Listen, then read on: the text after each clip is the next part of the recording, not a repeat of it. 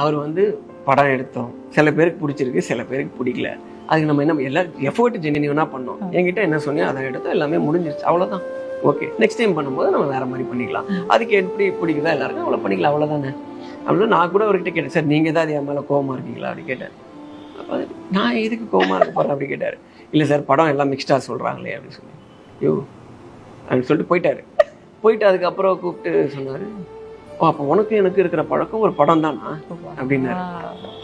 எனக்கு வந்து ரொம்ப என்ன நீ ரொம்ப எனக்கு இது ரொம்ப கஷ்டமா இருக்கு நீ இப்போ இப்படி என்கிட்ட கேட்டது.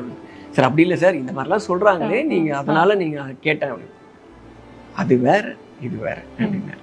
அது விட்டு இது இல்லைன்னா இன்னொரு படம் பண்ண போறோம், அது அப்ப பண்ணி அவ்வளவுதான் அவரோட ரியாக்ஷன் இருக்கே தவிர அதை நீங்க விட்டுதான் வந்து ரொம்ப அந்த எக்ஸாஜரேட்டடா எங்களுக்கு ஃபீல் ஆச்சு அப்படின்னு நான் நினைக்கிறேன். நம்ம பதில் சொல்றது கரெக்ட்.